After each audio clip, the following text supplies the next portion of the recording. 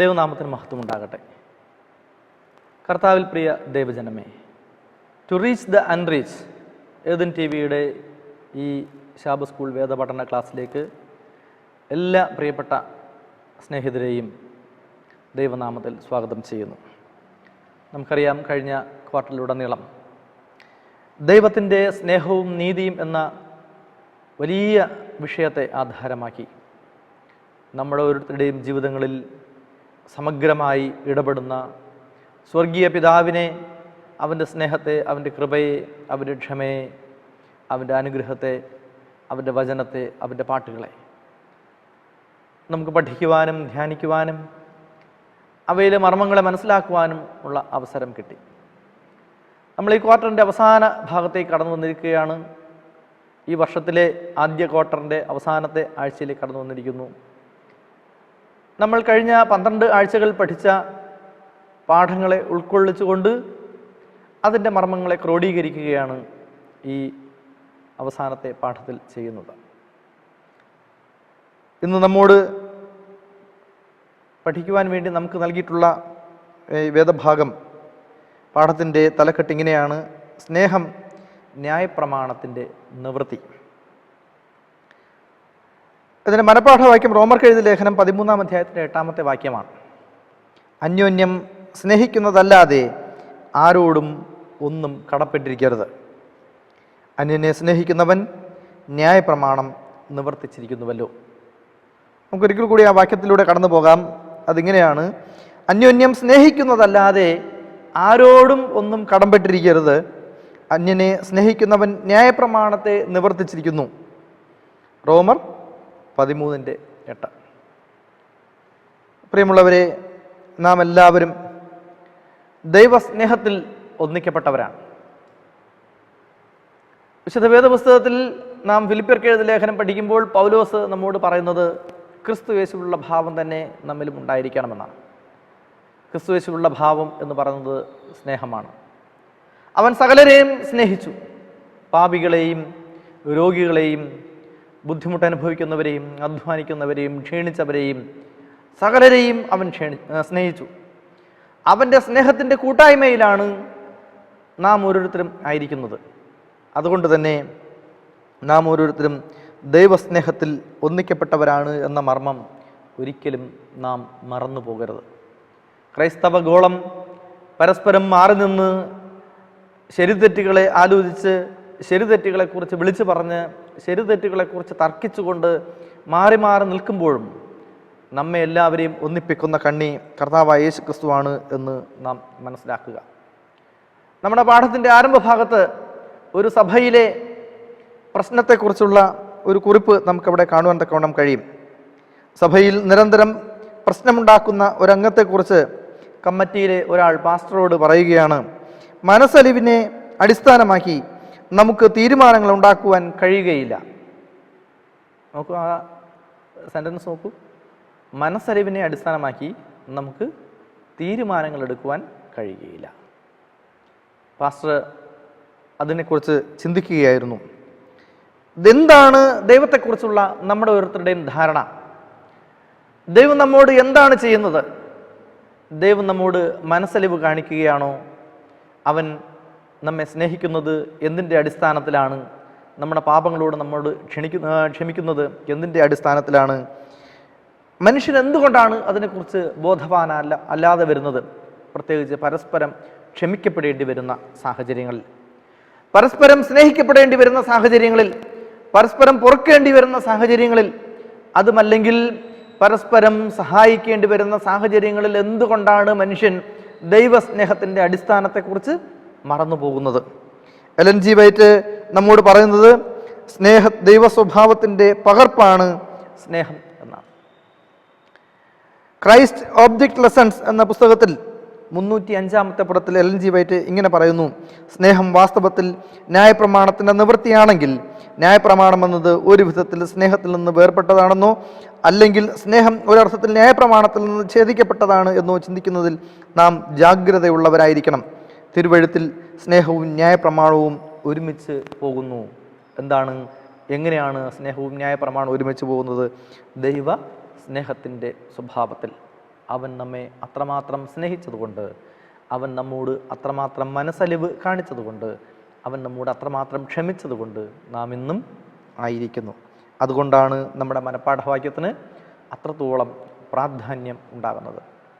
നമ്മൾ ഈ വചനങ്ങളൊക്കെയും പഠിക്കുമ്പോഴും പലപ്പോഴും സ്നേഹത്തിൽ നിലനിൽക്കുവാൻ നമ്മൾ മറന്നു പോകുന്നു എന്നുള്ളത് വലിയൊരു സത്യമാണ്. നമ്മൾ പറയും മാനുഷികമാണ്, അല്ലെങ്കിൽ മനുഷ്യരാണ്, മനുഷ്യർക്ക് ഇങ്ങനെയൊക്കെ ജീവിക്കാൻ കഴിയൂ, മനുഷ്യർക്ക് ഇങ്ങനെയൊക്കെ ചിന്തിക്കാൻ കഴിയൂ, മനുഷ്യർക്ക് ഇങ്ങനെയൊക്കെ പ്രവർത്തിക്കാൻ കഴിയൂ എന്ന് വരികിൽ നാം ആ മാനുഷികതയിൽ മാത്രമേ നിലനിൽക്കുകയുള്ളൂ, ഒരിക്കലും ദൈവികതയിലേക്ക് നമ്മൾ അടുക്കുകയില്ല. നമ്മൾ എന്തുമാത്രം സ്പർദ്ധയാണ് നമ്മുടെ ഓരോരുത്തരുടെ ഹൃദയങ്ങളിൽ നമ്മൾ കൊണ്ട് നടക്കുന്നത്, എന്തുമാത്രം വിരോധമാണ്, എന്തുമാത്രം പകയാണ് ഓരോ മനുഷ്യരുടെയും ഹൃദയങ്ങളിൽ നിറഞ്ഞു നിൽക്കുന്നത്. അവിടെ എങ്ങനെ ദൈവസ്നേഹത്തിന് വസിക്കുവാൻ സാധിക്കും? അതാണ് ഇന്നത്തെ ഈ ആഴ്ചയിലെ പാഠം നമ്മൾ ചർച്ച ചെയ്യുന്നത്. ഒരുപക്ഷെ ഈ ക്വാർട്ടറിൻ്റെ തന്നെ തലക്കെട്ട് അത് തന്നെയായിരുന്നു, ദൈവത്തിൻ്റെ സ്നേഹവും നീതിയും എന്നുള്ളത്. ഇന്നത്തെ മനപാഠവാക്യവും നമ്മോട് പറഞ്ഞത് അതാണ്. എന്താണ്? അന്യോന്യം സ്നേഹിക്കുന്നതല്ലാതെ ആരോടും ഒന്നും കടപ്പെട്ടിരിക്കരുത്. നാം എന്ത് ചെയ്യുക? അന്യനെ സ്നേഹിക്കുന്നവൻ ന്യായപ്രമാണത്തെ നിവർത്തിച്ചിരിക്കുന്നു. നോക്കാം നമുക്ക് ഇന്നത്തെ അല്ലെങ്കിൽ ഈ ആഴ്ചയിലെ പാഠം നമ്മോട് എന്താണ് സ്നേഹത്തെക്കുറിച്ച്, ദൈവസ്നേഹത്തിൻ്റെ വിവിധ വശങ്ങളെക്കുറിച്ച്, വിവിധ കാഴ്ചപ്പാടുകളെക്കുറിച്ച്, വിവിധ പരിപ്രേക്ഷ്യങ്ങളെക്കുറിച്ച് എന്താണ് പറയുന്നത് എന്ന് നമുക്ക് നോക്കാം. എവരെയും സ്നേഹപൂർവ്വം സ്വാഗതം ചെയ്യുന്നു.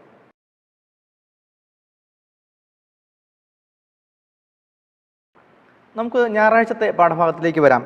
ഞായറാഴ്ചത്തെ പാഠത്തിൽ ഇങ്ങനെയാണ് പറയുന്നത്: സ്നേഹത്തിൻ്റെ ന്യായപ്രമാണം എന്നതിൻ്റെ തലക്കെട്ട്. സ്നേഹം ന്യായപ്രമാണത്തിൻ്റെ നിവൃത്തി എന്ന വിഷയത്തെ ആധാരമാക്കിയാണല്ലോ നമ്മൾ പഠിച്ചു വരുന്നത്. അവിടെ ദൈവസ്നേഹത്തിൻ്റെ ഒരു ഉടമ്പടി, ആ ഉടമ്പടിയെക്കുറിച്ചാണ് പറയുന്നത്. നമുക്കെല്ലാവർക്കും അറിയാം, സ്നേഹത്തിൻ്റെ തത്വങ്ങൾ ഉൾപ്പെട്ട ആ ഉടമ്പടി എന്ന് പറയുന്നത് ദൈവത്തിൻ്റെ 10 കൽപ്പനകൾ ആയിരുന്നു. ഒരുപക്ഷേ 10 കൽപ്പനകൾ നമുക്ക് വായിക്കാൻ കിട്ടുന്ന പുറപ്പാട് പുസ്തകത്തിലാണ്. ആ ഇസ്രായേൽ ജനതയുടെ വലിയ യാത്രക്കിടയിൽ ദൈവം മോശയെ ദൈവത്തിൻ്റെ സന്നിധിയിലേക്ക് അരികിലേക്ക് വിളിക്കുകയും അവന് തൻ്റെ കരങ്ങളാൽ എഴുതി കൊടുത്ത കല്ലുകൾ എഴുതിയ 10 കൽപ്പനകൾ അവൻ്റെ കയ്യിൽ നൽകിയതും ഒക്കെ നമുക്കെല്ലാവർക്കും അറിയാം. ഞാൻ ആ ചരിത്ര പശ്ചാത്തലത്തിലേക്ക് കടക്കുന്നില്ല. പക്ഷേ നാം മനസ്സിലാക്കേണ്ടത് 2-3 വ്യത്യസ്തമായ കാഴ്ചപ്പാടുകൾ നമുക്കവിടെ ചർച്ച ചെയ്യപ്പെടേണ്ടതുണ്ട്. ഒന്ന്, അടിമ വീടായ മിസ്രയീമിൽ നിന്ന് ആ ജനത്തിനെ വിടുവിച്ച ശേഷമാണ് ദൈവം അവർക്ക് കൽപ്പന നൽകിയത് എന്നാണ്. രണ്ടാമത്തേത്, ആ കൽപ്പനയിൽ ഉടനീളം ദൈവസ്നേഹം പ്രകടമായിരുന്നു എന്നുള്ളതാണ്. മൂന്നാമത്തേത്, അതിൽ 2 ഭാഗങ്ങളുണ്ടായിരുന്നു എന്നുള്ളതാണ്. ഒന്ന്, മനുഷ്യന് ദൈവവുമായുള്ള ബന്ധത്തിന്മേലും മനുഷ്യന് മനുഷ്യരുടെയുള്ള ബന്ധത്തിന്മേലുമുള്ള ഉടമ്പടികളായിരുന്നു ഈ 10 കൽപ്പനകളിൽ ഉണ്ടായിരുന്നത്. ഒരുപക്ഷെ പലപ്പോഴും നമ്മുടെ വിവിധ വേദപഠനങ്ങളിലോ സുവിശേഷ ഘോഷണങ്ങളിലോ ഒക്കെ കൽപ്പനകളെക്കുറിച്ച് നമ്മൾ വളരെ വിശദമായി തന്നെ ചർച്ച ചെയ്തിട്ടുണ്ടാവും. എങ്കിലും നമുക്ക് ഇന്നത്തെ പാഠഭാഗത്തിൻ്റെ തുടർച്ചയായി നമുക്ക് പഠിക്കാനുള്ളത് പുറപ്പാട് പുസ്തകം 20-ാം അധ്യായത്തിൻ്റെ 1 മുതൽ 17 വരെയുള്ള കൽപ്പനകൾ ഉൾക്കൊള്ളുന്ന ഭാഗമാണ്. നമുക്കതൊന്ന് വായിച്ചു നോക്കാം. നമുക്ക് എല്ലാവർക്കും അറിയാവുന്ന ഭാഗമാണ്. ബൈബിൾ കയ്യിലുള്ളവർ ബൈബിൾ എടുക്കുക. പുറപ്പാട് പുസ്തകം 20-ാം അധ്യായത്തിൻ്റെ 1 മുതൽ താഴോട്ട് വായിക്കുമ്പോൾ അവിടെ ആദ്യത്തെ സെൻറ്റൻസ് തന്നെ ദൈവം തൻ്റെ സ്നേഹത്തെ പ്രകടമാക്കുന്നത് ഇസ്രായേൽ ജനതയെ ഓർമ്മിപ്പിച്ചുകൊണ്ടാണ്. ഒരു ഓർമ്മപ്പെടുത്തലോടുകൂടിയാണ് ദൈവത്തിൻ്റെ കൽപ്പന ആരംഭിക്കുന്നത്. നമ്മൾ കൽപ്പനകളെ പറ്റി പഠിക്കുമ്പോൾ ആ കൽപ്പന പറയുന്നത് ഞാനല്ലാതെ അന്യദൈവങ്ങൾ നിങ്ങൾക്കുണ്ടാകരുത് എന്ന് പറഞ്ഞുകൊണ്ടാണ് നമ്മൾ കൽപ്പന പഠിക്കുന്നത്. എന്നാൽ ആ കൽപ്പന പഠിച്ചു തുടങ്ങുന്നതിന് മുമ്പ് ദൈവം ഇസ്രായേൽ ജനതയെ ഒരു വലിയ ഓർമ്മപ്പെടുത്തൽ നടത്തുന്നുണ്ട്. പുറപ്പാട് പുസ്തകം 20-ാം അധ്യായത്തിൻ്റെ 2-ാമത്തെ വാക്യം എന്താണ് അവിടെ പറയുന്നത്? അടിമ വീടായ മിസ്രയീം ദേശത്ത് നിന്ന് നിന്നെ കൊണ്ടുവന്ന യഹോവയായ ഞാൻ നിന്റെ ദൈവം ആകുന്നു. വളരെ വലിയ ഒരു സ്റ്റേറ്റ്മെൻ്റ് ആണത്. എന്താണ്? അടിമ വീടായ മിസ്രയീം ദേശത്ത് നിന്ന് നിന്നെ കൊണ്ടുവന്ന യഹോവയായ ഞാൻ നിന്റെ ദൈവം ആകുന്നു. അതുകൊണ്ട് ഞാനല്ലാതെ അന്യദൈവങ്ങൾ നിനക്ക് ഉണ്ടാകരുത്. അപ്പോൾ ഒരു വലിയ വിമോചനത്തിൻ്റെ ഒരു ചരിത്രം അതിലുണ്ട്. ദൈവം എന്തുകൊണ്ട് ഇസ്രായേൽ ജനതയെ ആ വാഗ്ദത്ത നാടായ കനാനിലേക്ക് നയിച്ചു, അല്ലെങ്കിൽ അടിമ വീടായ മിസ്രൈമിൽ അവരനുഭവിച്ചിരുന്ന കഷ്ടപ്പാടുകൾ, പ്രതിസന്ധികൾ, പ്രശ്നങ്ങൾ, അടിമത്തം, പീഡനങ്ങൾ, ദാരിദ്ര്യം, കഷ്ടപ്പാടുകൾ, അതിൽ നിന്നൊക്കെയും ദൈവം ഇസ്രായേൽ ജനതയെ മോചിപ്പിക്കാനുള്ള വലിയ കാരണം എന്ന് പറയുന്നത് അവൻ ആ ജനത്തിനെ സ്നേഹിച്ചിരുന്നു എന്നുള്ളതാണ്.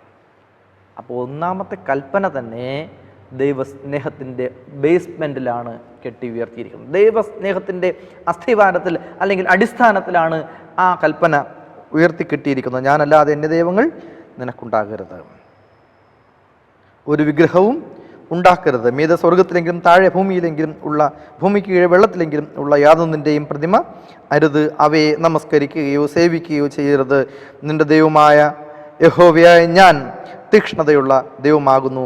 എന്നെ പകയ്ക്കുന്നവരിൽ പിതാക്കന്മാരുടെ അകൃത്യം 3-ാമത്തെയും 4-ാമത്തെയും തലമുറ വരെ മക്കളുടെ മേൽ സന്ദർശിക്കുകയും എന്നെ സ്നേഹിച്ച് എൻ്റെ കൽപ്പനകളെ പ്രമാണിക്കുന്നവർക്ക് 1000 തലമുറ വരെ ദയ കാണിക്കുകയും ചെയ്യുന്നു. നിന്റെ ദൈവമായ യഹോവയുടെ നാമം വൃഥാ എടുക്കരുത്. തൻ്റെ നാമം വൃഥാ എടുക്കുന്നവനെ യഹോവ ശിക്ഷിക്കാതെ വിടുകയില്ല. ശബത്ത് നാളിനെ ശുദ്ധീകരിപ്പാൻ ഓർക്ക. 6 ദിവസം അധ്വാനിച്ച് നിന്റെ വേലയൊക്കെയും ചെയ്യുക. 7-ാം ദിവസം നിന്റെ ദൈവമായ യഹോവയുടെ ശബത്ത് ആകുന്നു. അന്ന് നീയും നിന്റെ പുത്രനും പുത്രിയും നിന്റെ വേലക്കാരനും വേലക്കാരത്തെയും നിന്റെ കന്നുകാലികളും നിന്റെ പടിവാതിൽക്കകത്തുള്ള ഒരു പരദേശിയും ഒരു വേലയും ചെയ്യരുത്. 6 ദിവസം കൊണ്ട് യഹോവ ആകാശവും ഭൂമിയും സമുദ്രവും അവയുള്ളതൊക്കെയും ഉണ്ടാക്കി. 7-ാം ദിവസം സ്വസ്ഥമായിരുന്നു. അതുകൊണ്ട് യഹോവ ശബത്ത് നാളിനെ അനുഗ്രഹിച്ച് ശുദ്ധീകരിച്ചിരിക്കുന്നു. നോക്കൂ, ഈ കൽപ്പന വരെ നാം മനസ്സിലാക്കുമ്പോൾ അവിടെ ഒരു കോൺട്രാക്റ്റ് അല്ലെങ്കിൽ അവിടെ ഒരു ബന്ധം ഉണ്ടാക്കി വയ്ക്കുന്നത് തികച്ചും രേഖാപരമായ ഒരു ബന്ധം ഉണ്ടാക്കി വയ്ക്കുന്നത് ദൈവവും മനുഷ്യനുമായുള്ള വലിയ ഉടമ്പടിയാണ്. രേഖാപരം എന്ന് ഞാൻ പറയാൻ കാരണം വെറുതെ വായ്കൊണ്ട് പറഞ്ഞ് കളയുകയല്ല ദൈവം അവിടെ ചെയ്തത്. ആ 4 കൽപ്പനകൾ പറയുമ്പോഴും 4 കൽപ്പനകളെയും വെറുതെ പറഞ്ഞു കൊടുക്കുക മാത്രമല്ല ചെയ്തത്, അവയെ കൃത്യമായി വിശദീകരിച്ച് അതിങ്ങനെയാണ്, അത് ഇന്ന കാരണം കൊണ്ടാണ് എന്ന് വ്യക്തമായി അവർക്ക് ബോധ്യപ്പെടുത്തിക്കൊണ്ട് അത് കൽപ്പന വായിക്കുന്ന ഓരോ മനുഷ്യൻ്റെയും ഹൃദയത്തിൽ യാതൊരു വിധമായ സംശയവും ഉണ്ടാകാത്ത വിധം കൃത്യമായ എക്സ്പ്ലനേഷനോട് കൂടിയാണ്, വിശകലനത്തോടു കൂടിയാണ് ആദ്യത്തെ 4 കൽപ്പനകളും ദൈവം തന്നെ തൻ്റെ ജനത്തിന് അവതരിപ്പിച്ചത്. തുടർന്ന് നമ്മൾ പഠിക്കുമ്പോൾ വാഗ്ദത്തത്തോടു കൂടി ആദ്യത്തെ കൽപ്പന വരുന്നുണ്ട്. എന്താണ്? നിന്റെ ദൈവമായ യഹോവ നിനക്ക് തരുന്ന ദേശത്ത് നിനക്ക് ദീർഘായുസ്സുണ്ടാകുവാൻ നിന്റെ അപ്പനെയും അമ്മയെയും ബഹുമാനിക്കുക. കൊല ചെയ്യരുത്, വ്യഭിചാരം ചെയ്യരുത്, മോഷ്ടിക്കരുത്, കൂട്ടുകാരൻ്റെ നേരെ കള്ളസാക്ഷ്യം പറയരുത്, കൂട്ടുകാരൻ്റെ ഭവനത്തെ മോഹിക്കരുത്, കൂട്ടുകാരൻ്റെ ഭാര്യയെയും ദാസനെയും ദാസിയെയും അവൻ്റെ കാളകളെയും കഴുതയെയും കൂട്ടുകാരനുള്ള യാതൊന്നിനെയും മോഹിക്കരുത്. മനുഷ്യനും മനുഷ്യനുമായുള്ള ബന്ധം എന്ന് പറയുമ്പോൾ മനുഷ്യന് ആദ്യത്തെ ഭൂമിയിൽ മനുഷ്യരുമായിട്ടുള്ള ആദ്യത്തെ ബന്ധം ഉണ്ടാകുന്നത് ആരൊക്കെയായിട്ടാണ്? അപ്പനും അമ്മയുമായിട്ടാണ് ആദ്യത്തെ ബന്ധം ഉണ്ടാകുന്നത്, അല്ലേ? ദൈവവുമായുള്ള ബന്ധം കഴിഞ്ഞാൽ അടുത്ത ബന്ധം ഉണ്ടാകുന്നത് മനുഷ്യന് അപ്പനും അമ്മയുമായിട്ടാണ്. ആ അപ്പനമ്മമാരെ സ്നേഹിക്കുകയും അപ്പനമ്മമാരെ ബഹുമാനിക്കുകയും ചെയ്താൽ മാത്രമേ നിനക്കെന്തുണ്ടാവും? ദേശത്ത് ദീർഘായുസ് ഉണ്ടാവുകയുള്ളൂ. അവരുടെ അനുഗ്രഹം നിന്റെ ജീവിതത്തിൽ ഉണ്ടാകണമെങ്കിൽ എന്ത് ചെയ്യണം? നീ അവരെ ബഹുമാനിക്കണം എന്ന വാഗ്ദത്തത്തോടു കൂടിയ ആദ്യത്തെ കൽപ്പന വരുന്നു. നോക്കൂ, തുടർന്ന് വരുന്നത് പരസ്പര സ്നേഹത്തിൽ ഉടമ്പടിയിലാണ്. കൊല ചെയ്യരുത്, സ്നേഹത്തിനിടയിൽ കൊലപാതകമില്ല, സ്നേഹത്തിനിടയിൽ വ്യഭിചാരമില്ല, സ്നേഹത്തിനിടയിൽ മോഷണമില്ല, സ്നേഹത്തിനിടയിൽ കൂട്ടുകാരന് നേരെ കള്ളസാക്ഷ്യം പറയില്ല, സ്നേഹത്തിനിടയിൽ കൂട്ടുകാരൻ്റെ ഭവനത്തെയോ അവൻ്റെ ഭവനത്തിലുള്ള യാതൊന്നിനെയും മോഹിക്കുകയും ഇല്ല. മനുഷ്യനുമായുള്ള ആ ഒരു ഉടമ്പടി തത്വങ്ങൾ. ഈ കൽപ്പനയുടെ 2 ഭാഗങ്ങളെയും നമ്മൾ ഇത്രത്തോളം വിശദമായി പഠിക്കുമ്പോൾ തന്നെ നമുക്ക് അതിൻ്റെ അന്തസത്തയെ ഉൾക്കൊണ്ടുകൊണ്ട് വേദപുസ്തകത്തിൽ പല ഭാഗങ്ങളിലും പലതരത്തിലുള്ള വാക്യങ്ങളും ഉണ്ട്. ഉദാഹരണത്തിന് മത്തായി സുവിശേഷം 22-ാം അധ്യായത്തിന് 39-ാമത്തെ വാക്യം എന്താ? കൂട്ടുകാരനെ നിന്നെപ്പോലെ തന്നെ സ്നേഹിക്കുക, അല്ലേ? നിന്നെപ്പോലെ നിൻ്റെ അയൽക്കാരനെയും സ്നേഹിക്കുക എന്ന് കർത്താവ് പറഞ്ഞത് നാം എപ്പോഴും ഏറ്റുചൊല്ലാറുണ്ട്. പലപ്പോഴും നമ്മൾ സാഹചര്യങ്ങൾ വരുമ്പോൾ നമ്മൾ പറഞ്ഞു നിന്നെപ്പോലെ നിൻ്റെ അയൽക്കാരനെയും സ്നേഹിക്കുക. ആ കൽപ്പനയിലും അല്ലെങ്കിൽ കർത്താവ് യേശുക്രിസ്തുവിൻ്റെ ആ ഒരു പ്രസ്താവനയിലും 2 ഘടകങ്ങളുണ്ട്. ഒന്ന്, നിന്നെപ്പോലെ നാം ഏറ്റവും അധികം സ്നേഹിക്കുന്നത് നമ്മളെ തന്നെയാണ് എന്നുള്ളത് കൊണ്ട്, നാം ഏറ്റവും അധികം കരുതുന്നത് നമുക്ക് വേണ്ടിയാണ് എന്നുള്ളത് കൊണ്ട്, നീ എത്രത്തോളം നിന്നെ സ്നേഹിക്കുന്നുവോ അത്രത്തോളം നിൻ്റെ കൂട്ടുകാരനെയും നിൻ്റെ അയൽക്കാരനെയും സ്നേഹിക്കണം. സ്നേഹിക്കുമ്പോൾ എങ്ങനെ സ്നേഹിക്കണം? നിൻ്റെ ദൈവമായ കർത്താവിനെ നീ പൂർണ്ണ ഹൃദയത്തോടും പൂർണ്ണാത്മാവും പൂർണ്ണ മനസ്സോടും കൂടെ സ്നേഹിക്കുന്നത് പോലെ എന്ത് ചെയ്യണം? നീ പരസ്പരം ആ സ്നേഹത്തിൻ്റെ സന്ദേശം എന്ത് ചെയ്യണം? മറ്റുള്ളവരിലേക്കും കൈമാറണം. അതുകൊണ്ടാണ് ഈ വേദപുസ്തകത്തിൽ ന്യായപ്രമാണത്തെക്കുറിച്ച്, പ്രവചനത്തെക്കുറിച്ച്, കൽപ്പനകളെക്കുറിച്ച് പഠിക്കുമ്പോൾ അതൊരു സ്നേഹത്തിൻ്റെ ഉടമ്പടി ആകുന്നത്. ആ സ്നേഹം എന്ന് പറയുന്നത് ദൈവസ്നേഹത്തിൻ്റെ പ്രകടമായ ഭാവമാണ്. ഞാൻ ആരാണ് എന്ന് ദൈവം തൻ്റെ ജനത്തെ ബോധ്യപ്പെടുത്തി കൊടുക്കുന്നു. നീ ഭൂമിയിലായിരിക്കുമ്പോൾ നീ ആരോടൊക്കെ എങ്ങനെയൊക്കെ പെരുമാറണം എന്നുള്ളത് ബോധ്യപ്പെടുത്തി കൊടുക്കുന്നു. 10 കൽപ്പനകളിൽ ഒരു മനുഷ്യൻ്റെ ജീവിതത്തിൻ്റെ സർവ്വ ഉടമ്പടിയും ഉൾക്കൊണ്ടിരിക്കുന്നു. ഒരു മനുഷ്യൻ്റെ സർവ്വജീവിതവും ഉൾക്കൊണ്ടിരിക്കുന്നു. അതുകൊണ്ട് ഇതിൽ ഒന്നിനെ ലംഘിച്ചുകൊണ്ട് ഒരിക്കലും മനുഷ്യന് ദൈവത്തെ സ്നേഹിക്കുവാൻ കഴിയുകയില്ല. നിങ്ങൾ എന്നെ സ്നേഹിക്കുന്നുവെങ്കിൽ എൻ്റെ കൽപ്പനകളെ കാത്തുകൊള്ളും എന്ന് പറയുമ്പോൾ നാം അവൻ്റെ കൽപ്പനകളെ കാത്തുകൊള്ളുന്നുണ്ട് എങ്കിൽ നാം അവനെ സ്നേഹിക്കുന്നുവെന്ന് അർത്ഥം. അതിൻ്റെ അർത്ഥം, അതിൽ മുഴങ്ങി നിൽക്കുന്ന അർത്ഥം എന്ന് പറയുന്നത് സ്നേഹം എന്ന വലിയ ശബ്ദമാണ്. ദൈവം സ്നേഹത്താൽ ലോകത്തെ സൃഷ്ടിച്ചു. ദൈവം സ്നേഹത്താൽ ലോകത്തെ നിയന്ത്രിക്കുന്നു. ദൈവം സ്നേഹത്താൽ ലോകത്തെ ഇന്നും നിലനിർത്തിയിരിക്കുന്നു എന്ന് നമ്മൾ മനസ്സിലാക്കുക. അത് പ്രകടമാക്കേണ്ടത് ആരാണ് എന്ന് ചോദിച്ചാൽ നാം ഓരോരുത്തരുമാണ്. കാരണം നാം ക്രിസ്ത്യാനി എന്ന നാമധേയം ആണ് നമ്മുടെ തലയിൽ എഴുതി വച്ചിരിക്കുന്നത്. അത് വെറും പേര് മാത്രമാകാതെ ദൈവത്തിനെ പ്രകടമാക്കുന്ന, സ്നേഹത്തിൻ്റെ ന്യായപ്രമാണത്തെ പ്രകടമാക്കുന്ന വിധത്തിലായിരിക്കണം നമ്മുടെ ഓരോരുത്തരുടെയും പെരുമാറ്റവും നമ്മുടെ ഓരോരുത്തരുടെയും ജീവിതവും അതിൻ്റെ പ്രതിഫലനങ്ങളും. അതുകൊണ്ട് നാം ദൈവത്തെ സ്നേഹിക്കുന്നുവെങ്കിൽ അവൻ്റെ കൽപ്പനകളെ കാക്കുകയും നാം ദൈവത്തെ സ്നേഹിക്കുന്നുവെങ്കിൽ നമ്മുടെ ചുറ്റുപാടുമുള്ള സകലതിനെയും ദൈവസ്നേഹത്തിൽ ഒന്നിപ്പിക്കുവാൻ, ദൈവസ്നേഹത്തിൽ നിലനിർത്തുവാൻ നമുക്ക് കഴിയുകയും വേണം എന്നാണ് ഈ ഭാഗം നമ്മെ ബോധ്യപ്പെടുത്തുന്നത്.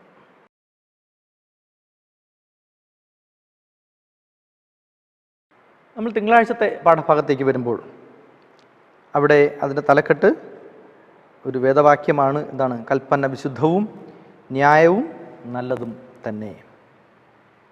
നാം ഇതുവരെ ചിന്തിച്ചതുപോലെ സ്നേഹമാണ് ദൈവകൽപ്പനയുടെ അടിസ്ഥാനം എന്ന് പറയുന്നത്.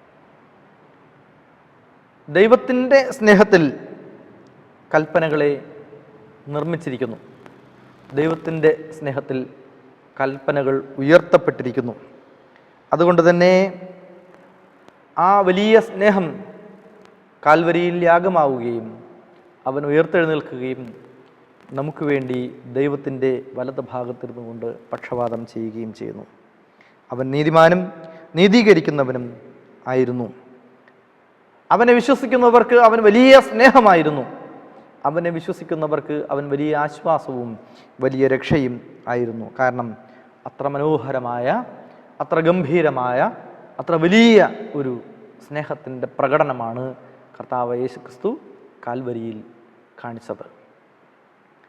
ആ ഒരു ദർശനത്തിന് പകരം വയ്ക്കാൻ, കർത്താവായ യേശുക്രിസ്തുവിൻ്റെ കാൽവരിയുടെ യാഗത്തിന് പകരം വയ്ക്കാൻ മറ്റൊന്ന് ഒരിക്കലും ഈ ഭൂമിയിൽ ഉണ്ടാവുകയില്ല.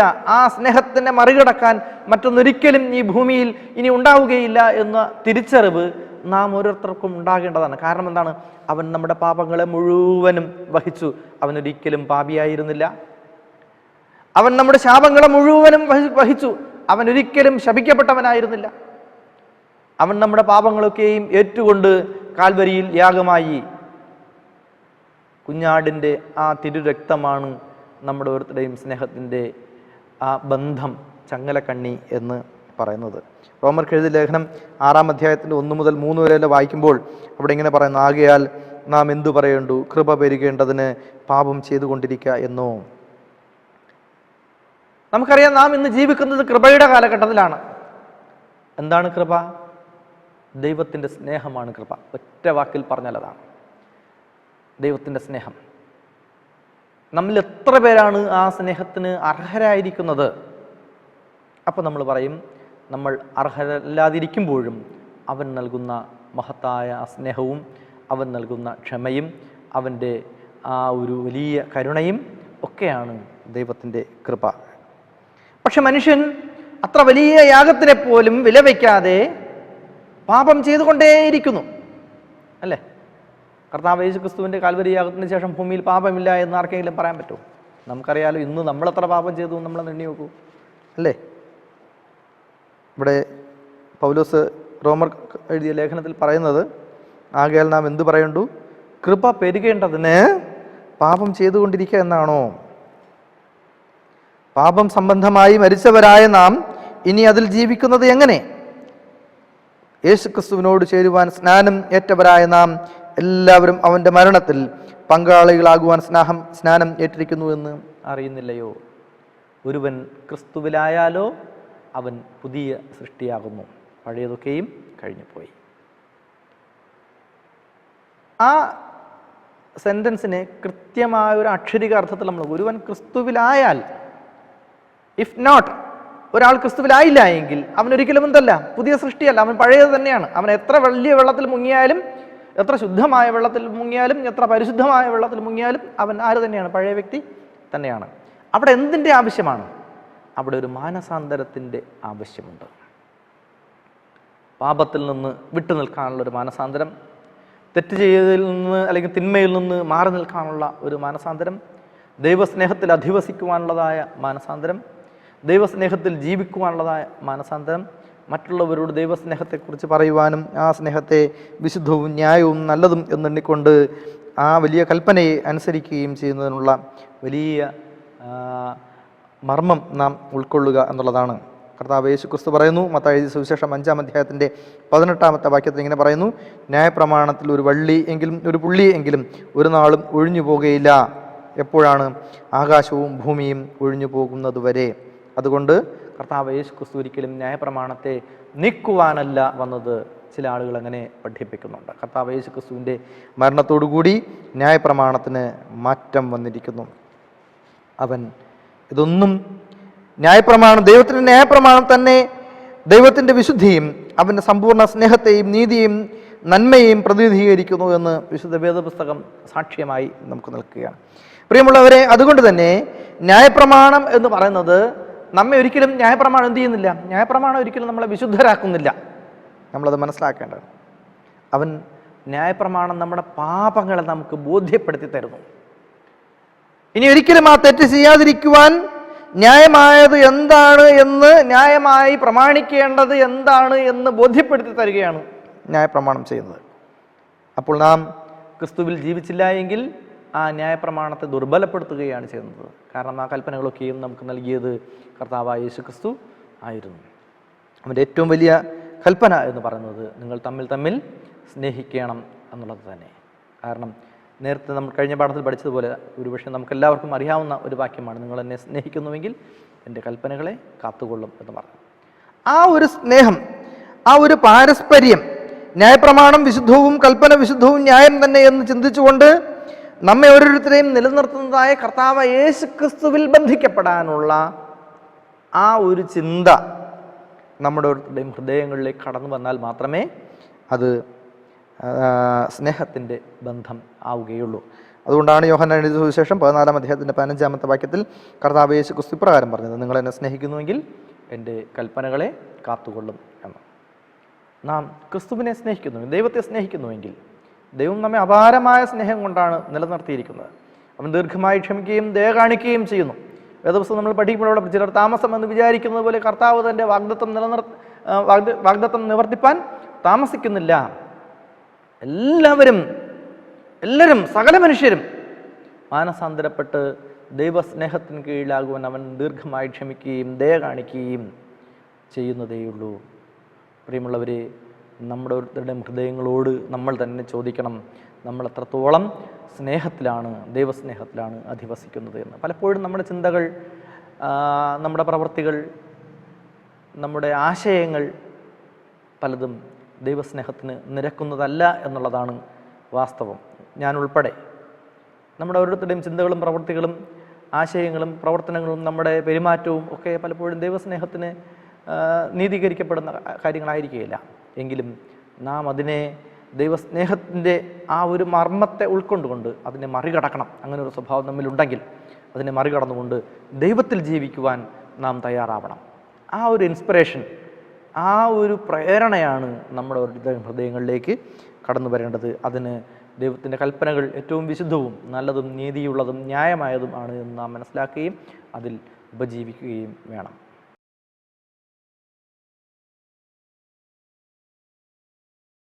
നമുക്ക് ചൊവ്വാഴ്ചത്തെ പാഠഭാഗത്തേക്ക് വരാം. അവിടെ തലക്കെട്ട് ഇങ്ങനെയാണ്: കൽപ്പനയും കൃപയും. നമ്മൾ കഴിഞ്ഞ ദിവസത്തെ പാഠം പഠിച്ചതിൻ്റെ ഒരു തുടർച്ചയാണ് നമുക്കിവിടെയും കണ്ടെത്താൻ കഴിയുന്നത്. കൽപ്പനയെയും കൃപയെയും പരസ്പരം കോർത്തിണക്കിക്കൊണ്ട് ഒരു ചിന്ത നമ്മുടെ മുമ്പിൽ അവതരിപ്പിക്കുകയാണ്. കൽപ്പന ദൈവസ്നേഹത്തിൻ്റെ അടിസ്ഥാന മർമ്മങ്ങളാണ് എന്ന് വേദപുസ്തകം നമ്മെ പഠിപ്പിച്ചു. കൃപ ദൈവസ്വഭാവത്തിൻ്റെ, ഇന്നത്തെ സമൂഹത്തിൻ്റെ മേൽ ദൈവസ്നേഹത്തിൽ അധിവസിക്കുന്ന, അല്ലെങ്കിൽ ദൈവത്തിൻ്റെ സൃഷ്ടികളായിട്ടുള്ള സകല മനുഷ്യരുടെ മേലും ദൈവസ്നേഹത്തിൻ്റെ മാഹാത്മ്യം എങ്ങനെയാണ് വിതറപ്പെടുന്നത് എന്നതിനെക്കുറിച്ചാണ് കൃപ നമ്മോട് സംസാരിക്കുന്നത്. ഇത് രണ്ടും, കൽപ്പനയും കൃപയും, നമ്മെ സംബന്ധിച്ചിടത്തോളം ഇന്ന് എങ്ങനെയാണ് നമ്മുടെ ഓരോരുത്തരുടെയും ജീവിതത്തിൽ വളരെ പ്രാധാന്യം അർഹിക്കുന്നത്? നമ്മളൊന്ന് ചിന്തിച്ചു നോക്കൂ. നമ്മുടെ ജീവിതത്തിൽ നമുക്ക് കൃപ ലഭിക്കുന്നില്ല, എന്താ സംഭവിക്കുക? ദൈവത്തിൻ്റെ ക്ഷമയും ദൈവത്തിൻ്റെ സ്നേഹവും ദൈവത്തിൻ്റെ കൃപയും നമ്മുടെ ജീവിതത്തിൽ ലഭ്യമായില്ല എങ്കിൽ ഒരുപക്ഷെ നമ്മൾ ഇന്ന് ഈ ഭൂമിയിൽ ഇല്ല. അവൻ കൃപമേൽ കൃപ നൽകി നമ്മെ അനുഗ്രഹിച്ചിരിക്കുന്നു. കൽപ്പന അനുസരിച്ചുകൊണ്ട് പാപത്തിൽ നിന്ന് രക്ഷപ്പെടാനുള്ള മാനസാന്തരത്തിനുള്ള ഒരു അവസരം, അതാണ് ഞാൻ നേരത്തെ പറഞ്ഞ ചിലർ താമസം എന്ന് വിചാരിക്കുന്നത് പോലെ കർത്താവ് തൻ്റെ വാഗ്ദത്തം നിവർത്തിപ്പാൻ താമസിക്കുന്നില്ല. ചില ആളുകൾ പറയുന്നുണ്ട്, ഈ തെറ്റ് ചെയ്തിട്ട് ഉടനെ തന്നെ ശിക്ഷ കിട്ടാത്തത് എന്തുകൊണ്ടാണ്? തെറ്റിന് ഉടനെ ശിക്ഷ കിട്ടിയിരുന്നെങ്കിൽ എന്തു ചെയ്യുമായിരുന്നു? ആളുകളൊക്കെ എന്നെ നന്നാകുമായിരുന്നു. അവനെന്ത് ചെയ്യുന്നുണ്ട്? നാം നശിച്ചു പോകാതിരിപ്പാൻ, എല്ലാവരും ദൈവ തേജസ്സിലേക്ക് മടങ്ങി വരുവാൻ അവൻ ആഗ്രഹിക്കുന്നു. കാരണം മനുഷ്യരെല്ലാവരും പാപം ചെയ്ത് ദൈവ തേജസ്സില്ലാത്തവരായി മാറിയിരിക്കുന്നു. നീതിമാൻ ആരുമില്ല, ഒരുത്തൻ പോലുമില്ല എന്നാണ് ദൈവത്തിൻ്റെ പ്രസ്താവന.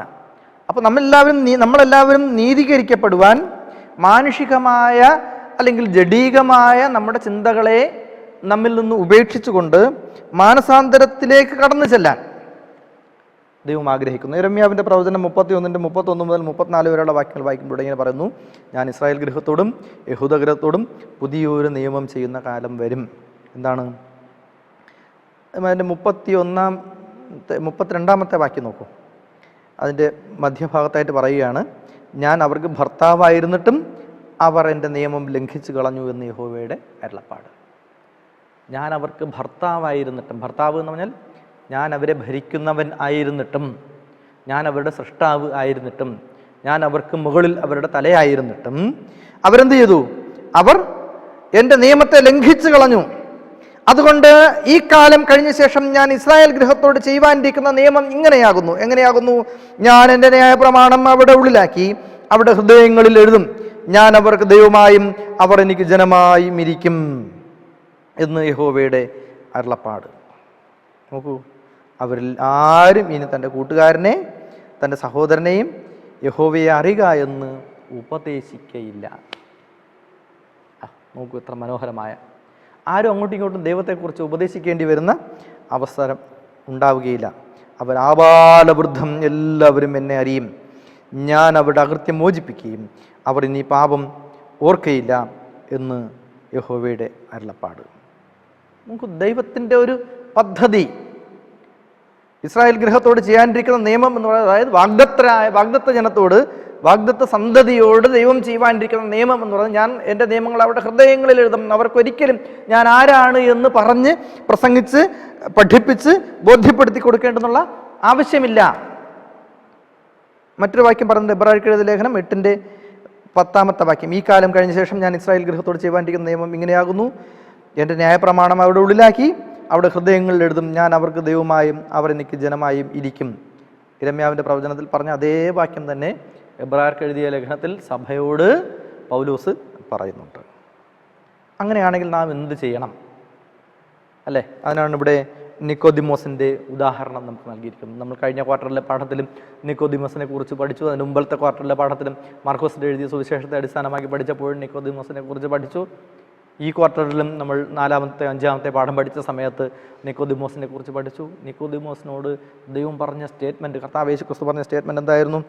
അത് യോഹന്നാൻ എഴുതിയ സുവിശേഷം 3-ാം അധ്യായത്തിൻ്റെ 3-ാമത്തെ വാക്യം എന്താണ്? യേശു അവനോട് പറഞ്ഞു, ആമേൻ ആമേൻ ഞാൻ നിന്നോട് പറയുന്നു, പുതുതായി ജനിച്ചില്ല എങ്കിൽ ആർക്കും ദൈവരാജ്യം കാണുവാൻ കഴിയുകയില്ല. വീണ്ടും ജനിച്ചില്ല എങ്കിൽ ആർക്കും ദൈവരാജ്യം കാണുവാൻ കഴിയുകയില്ല. അപ്പം നിക്കോദിമോസിൻ്റെ സ്വാഭാവികമായ സംശയമാണ്, അവൻ മാനുഷികമായ നിലയിൽ ചിന്തിച്ചപ്പോൾ അവൻ്റെ ഉള്ളിലുണ്ടായ സംശയമാണ്, എങ്ങനെ ഞാൻ വീണ്ടും ജനിക്കും?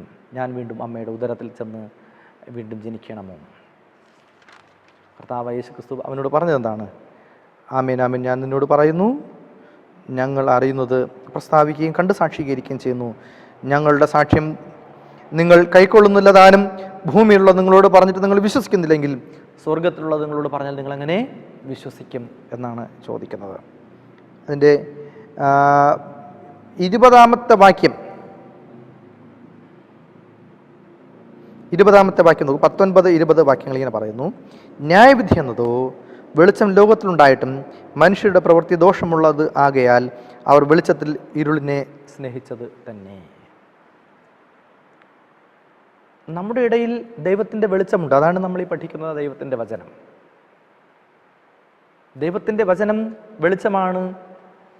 ദാവീദ് മഹാരാജാവ് പ്രാർത്ഥിച്ചതുപോലെ, നിന്റെ വചനം എൻ്റെ കാലിന് ദീപവും എൻ്റെ പാതയ്ക്ക് പ്രകാശവും, ഞാൻ പോകുന്നിടത്തൊക്കെയും വെളിച്ചം. നാം സങ്കീർത്തനങ്ങൾ 91 പഠിക്കുമ്പോൾ, നിന്റെ കാൽക്കല്ലിൽ തട്ടിപ്പോകുവാൻ നിന്നെ അനുവദിക്കുകയില്ല, അവർ നിന്നെ കൈകളിൽ വഹിച്ചുകൊള്ളും, സിംഹത്തിന്മേലും അണലിമേലും നീ ചവിട്ടും, ബാലസിംഹത്തിനെയും പെരുമ്പാമ്പിനെയും നീ മെതിച്ച് കളയും. സങ്കീർത്തനങ്ങൾ 1 പറയുന്നത്, അവൻ ആറ്റരകത്ത് നട്ടിരിക്കുന്നതും തക്കകാലത്ത് ഫലം കായ്ക്കുന്നതും ഇല വാടാത്തതുമായ വൃക്ഷം പോലിരിക്കും, അവൻ ചെയ്യുന്നതൊക്കെയും സാധിക്കും. ഇതാണ് ദൈവത്തിൻ്റെ വീണ്ടും ജനിച്ചവൻ്റെ അവസ്ഥ എന്ന് പറയുന്നത്. സങ്കീർത്തനങ്ങൾ 1 തന്നെ വീണ്ടും ജനിക്കാത്തവൻ്റെ അവസ്ഥയും പറയുന്നുണ്ട്. ദുഷ്ടന്മാർ അങ്ങനെയല്ല, അവർ കാറ്റ് പാറ്റുന്ന പതിർ പോലെ അത്രേ. നോക്കൂ, ദൈവസ്നേഹം നമ്മെ അവൻ്റെ കൈകളിൽ വഹിച്ചുകൊള്ളുന്ന സ്നേഹമാണ്. 20-ാമത്തെ വാക്യം ഇങ്ങനെ പറയുന്നു, തിന്മ പ്രവർത്തിക്കുന്നവനെല്ലാം വെളിച്ചത്തെ പകയ്ക്കുന്നു, തൻ്റെ പ്രവൃത്തിക്ക് ആക്ഷേപം വരാതിരിപ്പാൻ വെളിച്ചത്തിങ്കിലേക്ക് വരുന്നതും ഇല്ല. സത്യം പ്രവർത്തിക്കുന്നവനോ തൻ്റെ പ്രവൃത്തി ദൈവത്തിൽ ചെയ്തിരിക്കയാൽ അത് വെളിപ്പെടേണ്ടതിന് വെളിച്ചത്തിങ്കിലേക്ക് വരുന്നു. നാം ദൈവത്തിൻ്റെ വെളിച്ചത്തിൽ, ദൈവത്തിൻ്റെ സ്നേഹത്തിൽ ജീവിക്കുക. എങ്ങനെ അതിന് സാധിക്കും? എഫെസ്യർക്ക് എഴുതിയ ലേഖനം 2-ാം അധ്യായത്തിൻ്റെ 8-ാമത്തെ വാക്യം പറയുന്നു, കൽപ്പന അനുസരിക്കുന്നതിലൂടെ നമുക്ക് നമ്മെ തന്നെ രക്ഷിക്കാൻ കഴിയുകയില്ല എങ്കിലും കൃപയിലൂടെയാണ് നാം രക്ഷിക്കപ്പെടുന്നത്. ആ കൃപയ്ക്ക് വേണ്ടി, കൽപ്പന അനുസരിക്കുന്നതിലൂടെ ലഭ്യമാകുന്ന കൃപയിലൂടെ, അല്ലേ? എന്നുവെച്ചാൽ കൽപ്പന അനുസരിക്കരുത് എന്നല്ല, കൽപ്പന അനുസരിക്കുന്നതിലൂടെ ലഭ്യമാകുന്ന കൃപയിലൂടെ നാം ദൈവത്തെ സ്നേഹിക്കണം. കാരണം കൽപ്പന എന്തിനുള്ള കൽപ്പനയാണ്? പാപത്തിലേക്ക് പോകാതിരിക്കാൻ വേണ്ടിയിട്ടുള്ള കൽപ്പനയാണ്. വിഗ്രഹത്തെ ആരാധിക്കാതിരിക്കാനുള്ള കൽപ്പനയാണ്. ദൈവത്തെ സ്നേഹിക്കുവാനുള്ള കൽപ്പനയാണ്. ദൈവത്തിൻ്റെ നാമം വൃഥ എടുക്കരുത് എന്നുള്ളത് കൽപ്പനയാണ്. വൃഥ എടുത്ത് ശാപം വാങ്ങിക്കരുത്. അപ്പനെ അമ്മയും ബഹുമാനിക്കാതിരിക്കുന്നത് ശാപമാണ് എന്നുള്ള കൽപ്പനയാണ്. മോഷ്ടിക്കരുത് എന്ന് പറയുമ്പോൾ മോഷ്ടിക്കുന്നവന് കിട്ടുന്ന ശാപത്തിൻ്റെ കൽപ്പനയാണ്. മോഹിക്കരുത് എന്ന് പറയുമ്പോൾ മോഹിക്കുന്നവന് കിട്ടുന്ന ശാപത്തിൻ്റെ കൽപ്പനയാണ്. കള്ളസാക്ഷ്യം പറയരുത് എന്ന് പറയുമ്പോൾ, വ്യഭിചരിക്കരുത് എന്ന് പറയുമ്പോഴൊക്കെ അതൊക്കെ ചെയ്യുമ്പോൾ ഉണ്ടാകുന്ന ശിക്ഷയുടെ ഓർമ്മപ്പെടുത്തൽ കൂടിയാണ്. ആ ഓർമ്മപ്പെടുത്തൽ ന്യായത്തിലേക്ക്, നന്മയിലേക്ക് നമ്മെ കൂട്ടിക്കൊണ്ടുപോകും. ഒരു വീണ്ടെടുപ്പ് നമ്മിൽ ഉണ്ടാക്കുന്നതിന്, നമ്മെ ഒന്ന് റിഫോം ചെയ്യുന്നതിന്, ഒരു റിഫോർമേഷൻ പ്രക്രിയയിലേക്ക് നമ്മെ കൊണ്ടുപോകുന്നതിന്, ദൈവസ്നേഹത്തിൻ്റെ സ്വഭാവം നമ്മിലൊക്കെയും വെളിപ്പെടുന്നതിന് വേണ്ടിയിട്ടാണ് കൽപ്പന. അത് അനുസരിക്കുവാൻ വേണ്ടിയിട്ടാണ് കൃപമേൽ കൃപ തന്ന് നമ്മെ വീണ്ടും വീണ്ടും നീ ദൈവത്തെ സ്നേഹിക്കുക, ദൈവത്തെ അനുസരിക്കുക, ദൈവത്തിൽ ജീവിക്കുക, ദൈവത്തിൽ ഉപജീവിക്കുക എന്ന് പഠിപ്പിക്കുന്ന ആ ഒരു വീണ്ടും വീണ്ടും പഠിപ്പിക്കലുകൾ നമ്മുടെ ഇടയിൽ ഉണ്ടാകും. അതുകൊണ്ടാണ് കൽപ്പനയും കൃപയും എന്താണ് പരസ്പരം എതിരല്ല, അവ രണ്ടും പരസ്പര പൂരകങ്ങളാണ് എന്ന് ഈ ഭാഗം നമ്മെ ഓർമ്മിപ്പിക്കുന്നത്.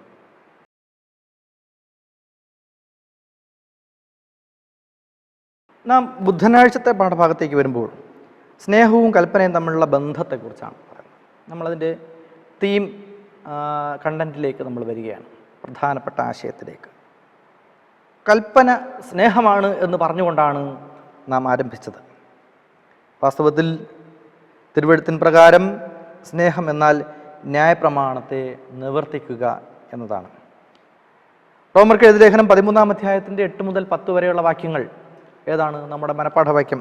നമ്മുടെ മനപ്പാഠവാക്യത്തിൽ നമ്മൾ വായിച്ചു, അന്യോന്യം സ്നേഹിക്കുന്നതിലല്ലാതെ ആരോടും ഒന്നും കടപ്പെട്ടിരിക്കരുത്. അല്ലേ? നമുക്കൊരുപാട് കടങ്ങളും ബാധ്യതകളൊക്കെ ഉണ്ട്. നമ്മൾ ഭൗതികമായ കടത്തെക്കുറിച്ചും ബാധ്യതകളെക്കുറിച്ചും ചിന്തിക്കുമ്പോൾ ദൈവം പറയുന്നു, സ്നേഹമായിരിക്കണം നമ്മുടെ ബാധ്യത, സ്നേഹമായിരിക്കണം നമ്മുടെ കടം. കാരണം സ്നേഹിക്കുന്നവൻ ന്യായപ്രമാണത്തെ നിവർത്തിച്ചിരിക്കുന്നു. സ്നേഹിക്കുക എന്ന് പറഞ്ഞാൽ എന്താണ്? ദൈവത്തെ ഉൾക്കൊള്ളുക എന്നുള്ളതാണ്. ദൈവത്തെ ഉൾക്കൊള്ളാത്തവന് ഒരിക്കലും ആരെയും സ്നേഹിക്കാൻ കഴിയില്ല. അല്ലാതെ സ്നേഹിക്കുന്നു എന്ന് ഭാവിക്കുന്നുണ്ട് എങ്കിൽ, സ്നേഹം പ്രകടിപ്പിക്കുന്നുണ്ട് എങ്കിൽ അത് കപടമായ സ്നേഹമാണ്. ഞാൻ പറയുന്നതല്ല, വേദപുസ്തകം പറയുന്നതാണ്. ഇത് ഞാൻ പ്രസ്താവിക്കുന്നതല്ല, ദൈവത്തിൻ്റെ കൽപ്പന പ്രസ്താവിക്കുന്നത്, ദൈവത്തിൻ്റെ വചനം പ്രസ്താവിക്കുന്നത് അത്രേ. നിങ്ങൾ ദൈവസ്നേഹത്തിൽ വസിക്കുന്നുണ്ട് എങ്കിൽ നിങ്ങൾ ആത്മാർത്ഥമായി സ്നേഹിക്കും. നിങ്ങൾ സ്നേഹം അഭിനയിക്കുന്നുണ്ട് എങ്കിൽ നിങ്ങളിൽ ദൈവത്തിൻ്റെ സ്നേഹത്തോടുള്ള ആത്മാർത്ഥത ഇല്ല എന്നതാണ് സത്യം. ചില സത്യങ്ങൾ നമ്മളെ വല്ലാതെ വേദനിപ്പിക്കും, അല്ലേ?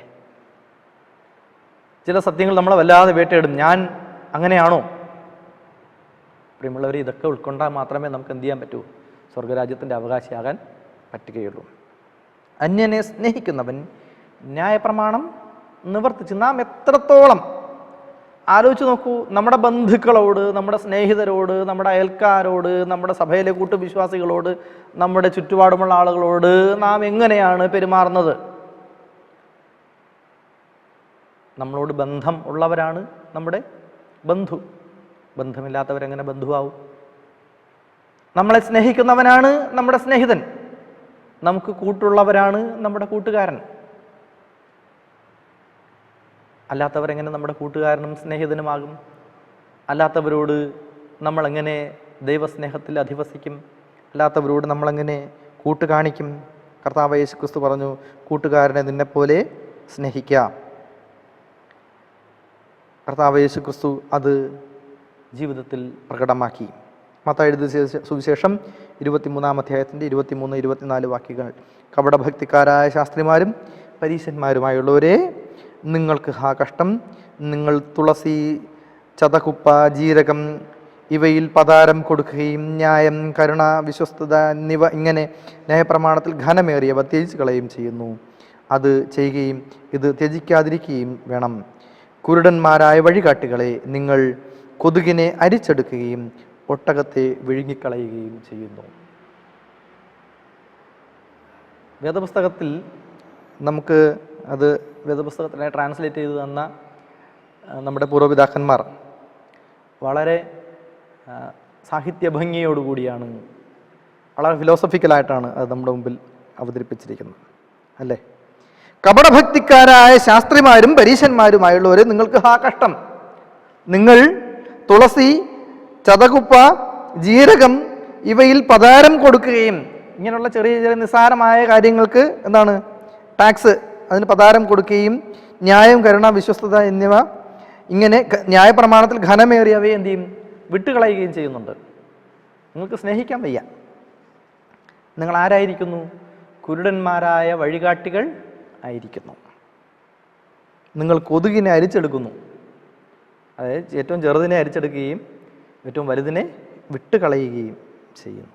അതായത് നമ്മുടെ ഓരോരുത്തരുടെയും ജീവിതത്തെ വലിയ വലിയ തെറ്റുകളെ നമ്മൾ വിട്ടുകളഞ്ഞിട്ട് മറ്റുള്ളവരുടെ ജീവിതത്തിലെ ചെറിയ തെറ്റുകളെ കണ്ടെത്തി നാം അതിന് കുറ്റം ചാർത്തുന്നു. അല്ലേ? ഇവിടെ നമ്മുടെ ലേഖകൻ നമ്മോട് പറയുകയാണ്, ഈ പഠിപ്പിക്കലുകളെല്ലാം കണക്കിലെടുക്കുമ്പോൾ സ്നേഹത്തിലൂടെ നിയമം നിറവേറ്റുവാൻ ആഗ്രഹിക്കുന്നവർ നിയോഗത്തിൻ്റെ പാപങ്ങളെക്കുറിച്ച് മാത്രമല്ല ഒഴിവാക്കലിൻ്റെ പാപങ്ങളെക്കുറിച്ചും ശ്രദ്ധിക്കണം. കൽപ്പനയുടെ നിവൃത്തി എന്ന നിലയിൽ പാപങ്ങൾ ചെയ്യുന്നതിൽ നിന്ന് വിട്ടുനിൽക്കുക എന്ന അർത്ഥത്തിൽ കൽപ്പന പാലിക്കുക മാത്രമല്ല സജീവമായി നന്മ ചെയ്യുകയും നീതിയും കരുണയും വിശ്വസ്തയോടെ മുന്നോട്ട് കൊണ്ടുപോകാനുള്ള സ്നേഹപ്രവൃത്തികൾ ചെയ്യുന്നതും ഉൾപ്പെടുന്നു. ഇതാണ് കൽപ്പന അനുസരിക്കൽ. ഞാനല്ലാതെ അന്യദൈവങ്ങൾ നിങ്ങൾക്കുണ്ടാകരുത് എന്ന് പറയുമ്പോൾ ദൈവത്തെ ഭയപ്പെട്ട് അവന് മഹത്വം കൊടുപ്പിൻ എന്നാണ്. ഒരു വിഗ്രഹത്തെ ഉണ്ടാക്കരുത്, മറ്റൊരു ദൈവത്തെ ആരാധിക്കരുത്, മറ്റൊന്നിൻ്റെയും പ്രതിമ ഉണ്ടാക്കി വെച്ച് അതിനെ ആരാധിക്കരുത് എന്ന് പറയുമ്പോൾ ദൈവത്തിൻ്റെ നാമത്തിൻ്റെ വൃദ്ധ എടുക്കും. ദൈവത്തോടുള്ള ഭയം, അവൻ ആരാണ് എന്നുള്ള ബോധ്യം നമ്മിൽ ഉണ്ടാകേണ്ടതിനാണ്. അപ്പനെ അമ്മയെ സ്നേഹിക്കാനും കൂട്ടുകാരനെ സ്നേഹിക്കാനും മറ്റുള്ളവരുടെ വസ്തുക്കൾ മോഷ്ടിക്കാനും വ്യഭിചരിക്കാനും പോകരുത് എന്നൊക്കെ നമ്മോട് പറയുമ്പോൾ പരസ്പരമുള്ള സ്നേഹത്തിൻ്റെ വലിയ വലിയ അർദ്ധതലങ്ങൾ നമ്മുടെ മുമ്പിൽ വയ്ക്കുകയാണ് ദൈവം ചെയ്യുന്നത്. മാത്രമല്ല ഇവിടെ ന്യായം, കരുണ, വിശ്വാസം എന്നിവയെ യേശു ന്യായപ്രമാണത്തിലെ ഘനമേറിയ കാര്യങ്ങൾ എന്നാണ് പറയുന്നത്.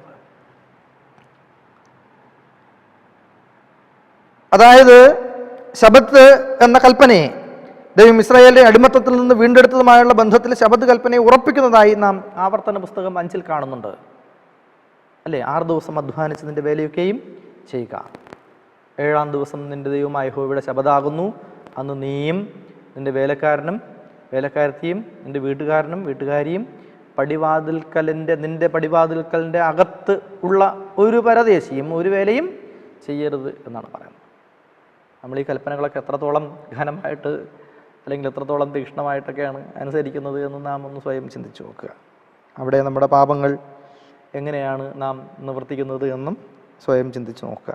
അതൊക്കെ ഓരോ മനുഷ്യർക്കും അവനവന് വേണ്ടി മാത്രം വിലയിരുത്താൻ വേണ്ടി ദൈവം നൽകിയിട്ടുള്ള കാര്യങ്ങൾ. അത് ഓർമ്മപ്പെടുത്തലുകളാണ്. അങ്ങനെ ഓർമ്മപ്പെടുത്തുമ്പോൾ നാം ആരാണ് എന്ന് നമ്മൾ തിരിച്ചറിയും.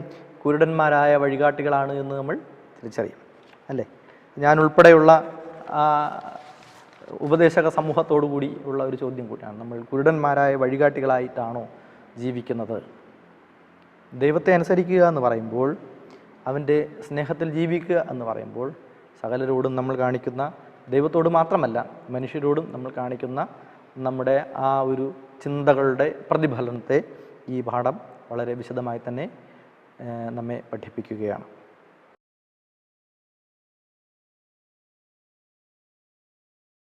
നമ്മൾ വ്യാഴാഴ്ചത്തെ പാഠത്തിലേക്ക് വരുമ്പോൾ തലക്കെട്ട് തന്നെ നോക്കൂ, എല്ലാത്തിലും ഉപരി അന്യോന്യം സ്നേഹിക്കുക. നമ്മൾ സ്നേഹത്തെക്കുറിച്ചാണ് പറഞ്ഞു വന്നത്. സ്നേഹം ന്യായപ്രമാണത്തിൻ്റെ നിവൃത്തിയാണെങ്കിൽ തെറ്റായ കാര്യങ്ങൾ ചെയ്യുന്നതിൽ നിന്ന് ഒഴിഞ്ഞു നിൽക്കുന്നതിലൂടെ ഒരാൾക്ക് ദൈവത്തിൻ്റെ കൽപ്പന പൂർണ്ണമായ അർത്ഥത്തിൽ പാലിക്കുവാൻ കഴിയുകയില്ല.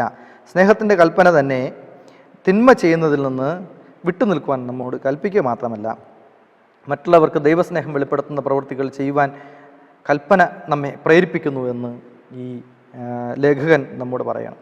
അതായത് ഇത് നമ്മോട് പറയുമ്പോൾ നമ്മൾ മനസ്സിലാക്കേണ്ടത്, ഇത് ഒരു കോൺഗ്രിഗേഷൻ, ഒരു സഭ കൂട്ടായ്മ എന്ന നിലയിൽ സഭയിലെ അംഗങ്ങളോട് നമ്മുടെ പെരുമാറ്റം ഇങ്ങനെ ആയിരിക്കണം എന്നത് മാത്രമല്ല, നമ്മുടെ സ്നേഹിതർ, ബന്ധുക്കൾ, ചാർച്ചക്കാർ, അയൽക്കാർ, നമുക്ക് പരിചിതരും അപരിചിതരുമായിട്ടുള്ള സകലരോടുമുള്ള നമ്മുടെ ബിഹേവിയർ, നമ്മുടെ പെരുമാറ്റം എങ്ങനെയായിരിക്കണം എന്നതിനെക്കുറിച്ചാണ്. യാക്കോബ് 2:1-9 വരെയുള്ള വാക്യങ്ങൾ. സഹോദരന്മാരെ, തേജസ്സുള്ളവനായി നമ്മുടെ കർത്താവായ യേശു ക്രിസ്തുവിൽ വിശ്വസിക്കുന്ന നിങ്ങൾ മുഖപക്ഷം കാണിക്കരുത്. കാരണം ദൈവത്തിന് മുഖപക്ഷമില്ല. നിങ്ങളുടെ പള്ളിയിൽ മോടിയുള്ള വസ്ത്രം ധരിച്ച് പൊന്മോതിരം ഇട്ടുകൊണ്ട് ഒരുത്തനും മുഷിഞ്ഞ വസ്ത്രം ധരിച്ച ഒരു ദരിദ്രനും വന്നാൽ നിങ്ങൾ മോടിയുള്ള വസ്ത്രം ധരിച്ചവനെ നോക്കി ഇവിടെ സുഖേന ഇരുന്നാലും എന്നും ദരിദ്രനോട് നീ ഇവിടെ നിൽക്ക എന്നും അല്ലെങ്കിൽ ഇവിടെ എൻ്റെ പാദപീഠത്തിങ്കിൽ ഇരിക്ക എന്നും പറയുന്നുവെങ്കിൽ നിങ്ങൾ ഉള്ളിൽ പ്രമാണമില്ലാതെ ന്യായരഹിതമായി വിധിക്കുന്നവരല്ലയോ? പ്രിയ സഹോദരന്മാരെ, കേൾപ്പിൻ. ദൈവം ലോകത്തിൽ ദരിദ്രരായവരെ വിശ്വാസത്തിൽ സമ്പന്നരും തന്നെ സ്നേഹിക്കുന്നവർക്ക് വാഗ്ദത്തം ചെയ്ത രാജ്യത്തിൻ്റെ അവകാശികളുമാക്കേണ്ടതിന് തിരഞ്ഞെടുത്തില്ലയോ? നിങ്ങൾ ദരിദ്രനെ അപമാനിച്ചിരിക്കുന്നു. ധനവാനല്ലയോ നിങ്ങളെ പീഡിപ്പിക്കുന്നത്? അവരല്ലയോ നിങ്ങളെ ന്യായസ്ഥാനങ്ങളിലേക്ക് ഇഴച്ചു കൊണ്ടുപോകുന്നത്? നിങ്ങളുടെ മേൽ വിളിച്ചിരിക്കുന്ന നല്ല നാമത്തെ അവർ ദുഷിപ്പിക്കുന്നു. എന്നാൽ കൂട്ടുകാരനെ നിന്നെപ്പോലെ തന്നെ സ്നേഹിക്കണം എന്ന തിരുവെഴുത്തിനൊത്തവണ്ണം രാജകീയ ന്യായപ്രമാണം നിങ്ങൾ നിവർത്തിക്കുന്നു എങ്കിൽ നന്ന്. മുഖപക്ഷം കാണിച്ചാലോ പാപം ചെയ്യുന്നു. നിങ്ങൾ ലംഘനക്കാർ എന്ന് ന്യായപ്രമാണത്താൽ തെളിയുന്നു. നോക്കൂ, നമ്മിൽ ആരാണ് വലിയവൻ, ആരാണ് ചെറിയവൻ, ആരാണ് കൂടിയവൻ, ആരാണ് കുറഞ്ഞവൻ എന്നൊക്കെയുള്ള ചിന്തകൾ നമ്മുടെ ഇടയിൽ ഉണ്ട്. ദൈവത്തിന് മുഖപക്ഷമില്ല എന്ന് ദൈവം പറയുന്നു. മനുഷ്യന് മുഖപക്ഷമുണ്ട്. ഒരുപക്ഷെ ഈ വേദഭാഗത്ത് നമ്മോട് പറയുന്ന യാക്കോബിൻ്റെ ലേഖനത്തിൽ യാക്കോബ് നമ്മോട് പറയുന്ന ഈ ഭാഗത്തിൽ വേഷത്തിൻ്റെ കാര്യമാണ് എടുത്തു പറയുന്നതെങ്കിലും നോക്കൂ, ക്രിസ്ത്യാനികൾ എന്ന് അഭിമാനിച്ച് നടന്നിട്ടും ദൈവത്തിൻ്റെ അടുത്തുള്ളവർ എന്ന് അഭിമാനത്തോടെ അല്ലെങ്കിൽ വളരെ ഉച്ചത്തിൽ വിളിച്ചു പറയുകയും ദരിദ്രനെ അപമാനിക്കുകയും ചെയ്യുന്നവനാണെങ്കിൽ അവൻ ഒരു കാലത്തും എന്ത് ചെയ്യില്ല, രക്ഷപ്പെടുകയില്ല എന്നാണ് വേദപുസ്തകം പറയുന്നത്. നിങ്ങൾ ദരിദ്രനെ അപമാനിച്ചിരിക്കുന്നുവെങ്കിൽ, ദരിദ്രനെ പീഡിപ്പിച്ചിരിക്കുന്നു എങ്കിൽ, ദരിദ്രനെ സ്നേഹിക്കാതിരിക്കുന്നു എങ്കിൽ നിങ്ങൾ ഒരിക്കലും ദൈവസ്നേഹത്തിൽ വസിക്കുന്നവരല്ല എന്നാണ് പറയുന്നത്. കാരണം മനുഷ്യന് ജീവിക്കുവാൻ അന്നുള്ള വസ്തുവക മതി എന്നാണ് വേദപുസ്തകം നമ്മെ പഠിപ്പിക്കുന്നത്. പക്ഷെ നമ്മളങ്ങനെയല്ല, നമ്മൾ സമ്പാദിക്കുന്നവരാണ്. എല്ലാ മനുഷ്യരും സമ്പാദിക്കുന്നവരാണ്. നാളത്തേക്കുള്ള സമ്പാദ്യത്തെക്കുറിച്ച് ആലോചിച്ച് ആകുലപ്പെടുകയും ആശങ്കപ്പെടുകയും ചെയ്യുന്നവരാണ് മനുഷ്യ സമൂഹം. ഇല്ല എന്ന് നമുക്ക് ആർക്കും പറയാൻ കഴിയില്ല. ലക്ഷക്കണക്കിനോ കോടിക്കണക്കിനോ രൂപയുടെ സമ്പാദ്യത്തിന് വേണ്ടി കരുതിയിരിക്കുന്നവരാണ് നമ്മളെല്ലാവരും. പക്ഷെ ദൈവം ഇസ്രായേൽ ജനതയെ വാഗ്ദത്ത നാടായ കനാനിലേക്ക് നയിച്ചപ്പോൾ ദൈവം അവർക്ക് കൊടുത്ത സ്നേഹത്തിൻ്റെ അളവെത്രയായിരുന്നു? നമ്മളൊന്ന് ആലോചിച്ച് നോക്കൂ. അവർക്ക് അന്നന്ന് വേണ്ടുന്നുള്ള ഭക്ഷണമാണ് കൊടുത്തത്. നിങ്ങൾ ഇപ്രകാരം പ്രാർത്ഥിപ്പിൻ എന്ന് പറഞ്ഞ് കർത്താവ് യേശുക്രിസ്തുവിൻ്റെ ശിഷ്യന്മാരെ പഠിപ്പിച്ചപ്പോൾ ആ പഠിപ്പിക്കലിലും ഉണ്ടായിരുന്നു എന്താണ്? അന്നന്ന് ഞങ്ങൾക്കുള്ള ആഹാരത്തെ ഞങ്ങൾക്ക് തരേണമേ. നമ്മളെല്ലാ ക്രിസ്തുവിലേക്കുള്ള പ്രാർത്ഥനയും പറയുമ്പോൾ നമ്മളെല്ലാ ദിവസവും ഏറ്റു പറയുന്നത് അന്നന്ന് ഞങ്ങൾക്കുള്ള ആഹാരത്തെ ഞങ്ങൾക്ക് തരയണമേ, അല്ലേ? ഞങ്ങളുടെ കടക്കാരോട് ഞങ്ങൾ ക്ഷമിച്ചിരിക്കുന്നത് പോലെ ഞങ്ങളുടെ കടങ്ങൾ ഞങ്ങളോടും ക്ഷമിക്കണമേ.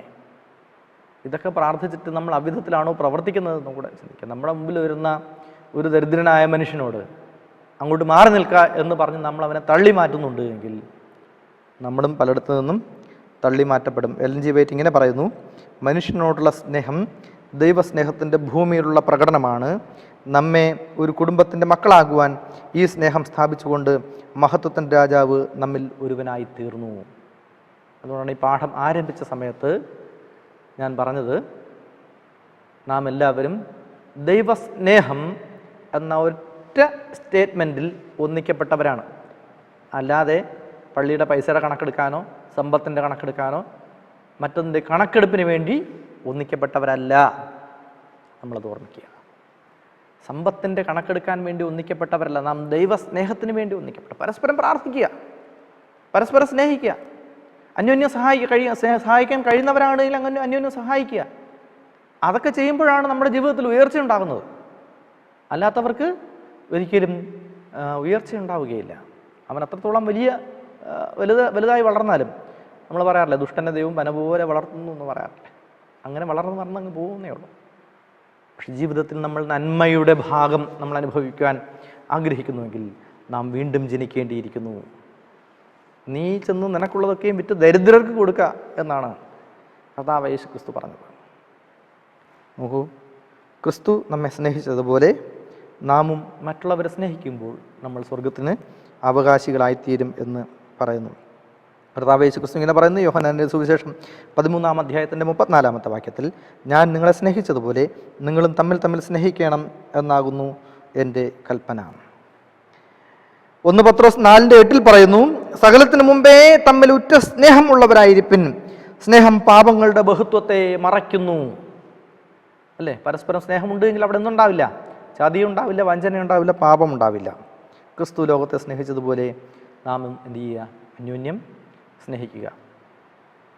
ഒരു ക്രിസ്ത്യാനി എന്ന് നാം അവകാശപ്പെടുന്നുണ്ട് എങ്കിൽ നാം മനസ്സിലാക്കുക, നാം ബന്ധിക്കപ്പെട്ടിരിക്കുന്നത് ദൈവസ്നേഹത്തിലാണ്. സ്നേഹം മാത്രമാണ്. ആ സ്നേഹമാണ് ഏറ്റവും വലിയ കൽപ്പന എന്ന് കർത്താവ് യേശു ക്രിസ്തു പറയുന്നു. നിങ്ങൾക്ക് സ്നേഹമില്ല എങ്കിൽ നിങ്ങൾ മുഴങ്ങുന്ന ചെമ്പോ ചിലമ്പുന്ന കൈത്താളമോ അത്രേ. അതിൻ്റെ ആശയം എന്ന് പറയുന്നത് വളരെ ഗംഭീരമാണ്. വളരെ ഗാംഭീര്യമുള്ള, വളരെ ആഴത്തിലുള്ള അർത്ഥമുള്ള ഒരു വാക്യമാണത്. അതിനെക്കുറിച്ച് ദീർഘമായി ചിന്തിപ്പാൻ ഇപ്പോൾ സമയമില്ലാത്തത് കൊണ്ട് അങ്ങോട്ട് പോകുന്നില്ലെങ്കിലും നാം ഓർത്തിരിക്കുക, നാം ഒക്കെയും വെറും കൈത്താളങ്ങളായി ശബ്ദം മാത്രമായി അലയൊലിയായി തീരാൻ വേണ്ടിയുള്ളവരല്ല, മറിച്ച് ദൈവസ്നേഹത്തിൽ അധിവസിക്കേണ്ടവരാണ്. എല്ലാത്തിലുമുപരി അന്യോന്യം സ്നേഹിക്കുക. കർത്താവിൽ പ്രിയ ദൈവജനമേ, നമ്മൾ ഈ പാഠത്തിൻ്റെ അവസാന ഭാഗത്തേക്ക് കടന്നു വരികയാണ്. Ellen G White the least of these my brethren എന്ന പുസ്തകത്തിൽ, ദ ഡിസയർ ഓഫ് ഏജസ് എന്ന യുഗങ്ങളുടെ പ്രത്യാശ എന്ന അവരുടെ വലിയ പുസ്തകത്തിൻ്റെ 637 മുതൽ 641 വരെയുള്ള പുറത്തിലാണ് ഈ അധ്യായം വരുന്നത്. എൻ്റെ ഈ ഏറ്റവും ചെറിയ സഹോദരന്മാരിൽ എന്ന അവിടെ ഇങ്ങനെയാണ് പറയുന്നത്: മറ്റുള്ളവരെ ശുശ്രൂഷിക്കുന്നവർക്ക് നല്ല ഇടയൻ ശുശ്രൂഷകനായിരിക്കും. അവർ ജീവന്റെ ജലം പാനം ചെയ്ത് തൃപ്തരാകും. അങ്ങനെയുള്ളവർ ലോകത്തിൻ്റെ വെറിക്കൂത്തുകൾ ഇഷ്ടപ്പെടുകയില്ല. അവരുടെ ഹൃദയഭാരം മനുഷ്യാത്മാവിൻ്റെ രക്ഷയ്ക്കായിരിക്കും. സമൂഹത്തിന് അവരുടെ സേവനം പ്രയോജനകരമായിരിക്കും. യേശുവിനോടുള്ള സ്നേഹം മനുഷ്യരെ പരസ്പരം ബന്ധിപ്പിക്കുന്നു. പ്രിയമുള്ളവരെ, കർത്താവ് യേശു ക്രിസ്തു പറഞ്ഞു, ഞാൻ നിങ്ങളോടുകൂടെ ഇരിക്കും, ഞാൻ നിന്നെ വിടുവിച്ച് മഹത്വപ്പെടുത്തും, ഞാൻ നിന്നെ ദീർഘായുസ് കൊണ്ട് നിറയ്ക്കും, എൻ്റെ രക്ഷയെ അവന് കാണിച്ചു കൊടുക്കും എന്ന് കർത്താവ് യേശു ക്രിസ്തുവിൻ്റെ വലിയ വാഗ്ദത്തം ഓർക്കുക. അത് വലിയ സ്നേഹത്തിൻ്റെ വാഗ്ദത്തമാണ്. അത് എനിക്ക് മാത്രം അവകാശപ്പെട്ടതല്ല, നിങ്ങൾക്ക് മാത്രം അവകാശപ്പെട്ടതല്ല, ലോകത്തിലുള്ള സകലമാന ദൈവത്തിൻ്റെ സൃഷ്ടികൾക്കും അവകാശപ്പെട്ടതാണ്. ലോകത്തിലെ സകലമാന മനുഷ്യർക്കും അവകാശപ്പെട്ടതാണ്. അതുകൊണ്ടാണ് വെളിപാട് പുസ്തകത്തിൽ സുവിശേഷത്തെക്കുറിച്ച് പറഞ്ഞത് സകല ജാതിയും ഭാഷയും ഗോത്രവും വംശവുമായവരോട് അറിയിപ്പാൻ. കാരണം ഈ ഭാഷയും ഗോത്രവും വംശത്തിൻ്റെയൊക്കെ പേരിലാണ്, നിറങ്ങളുടെയും ഒക്കെ പേരിലാണ്, ഭാഷയുടെ പേരിലാണ്, സമ്പത്തിൻ്റെ പേരിലാണ് ഒക്കെ മനുഷ്യൻ വേർതിരിഞ്ഞു നിൽക്കുന്നത്. അങ്ങനെയുള്ള സകലമാന ആളുകൾക്കും വേണ്ടിയിട്ടുള്ള സുവിശേഷമാണ് ദൈവത്തെ ഭയപ്പെട്ടവന് മഹത്വം കൊടുപ്പിൻ. ദൈവത്തെ ഭയപ്പെട്ടവന് മഹത്വം കൊടുക്കുന്നു എന്ന് പറയുമ്പോൾ ദൈവത്തെ ഭയപ്പെടുക എന്ന് പറഞ്ഞാൽ ഭയപ്പെട്ടിങ്ങനെ പറയ്ക്കുക എന്നുള്ളതല്ല, മറിച്ച് അവനെ സ്നേഹിക്കുക. ദൈവസ്നേഹം നമ്മെയും സ്നേഹിക്കും.